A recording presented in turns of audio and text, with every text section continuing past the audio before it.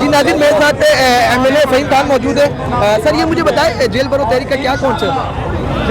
Actually آج آپ کھڑے ہیں مہنگائی مارچ میں جیل بھرو تحریک کے لیے بھی ہم نے جو ہمارے رہنما MNAs MPAs اور جتنے ہمارے ذمہ داران ہیں چیئرمین وائس چیئرمین 200 بندوں کی لسٹ بالکل ریڈی ہے.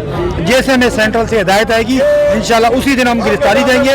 اور امید یہ ہے کل جو جیل بھرو تحریک کے فوکل پرسن ہیں اجاز صاحب چودھری اجاز وہ انشاءاللہ کل کراچی آ رہے ہمیں شیڈول دیں گے. اس کے بعد آپ دیکھیں گے دمادم مست کلنگر ہوگا سینٹرل جیل. آپ گرفتاری دیں گے؟ جی بالکل دیں گے. ہم نے پہلے بھی گرفتاری دی ہے اب بھی دیں گے. ہم گرفتاری میں رہنے والے نہیں. اس احتجاج کا کیا نظر دیکھ رہے ہیں آپ؟ اس احتجاج کو جو آج آپ دیکھیں کس طرح پبلک نکلی ہے یہ احتجاج بھی آپ دیکھ لیں گے اور جیل بھرو تحریک میں بھی انشاءاللہ دیکھیں گے. جیلیں کم پڑ جائیں گی لوگ کم نہیں پڑیں. عمران خان گرفتاری دیں گے؟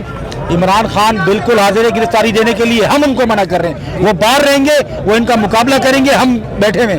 ہم عمران خان نے ہزاروں بار ہمیں کہا کہ نہیں پہلے گرفتار میں ہوں گا. ہم نہیں چاہتے کہ عمران خان گرفتار ہو. یہ سارے عمران خان کے پیچھے لگے.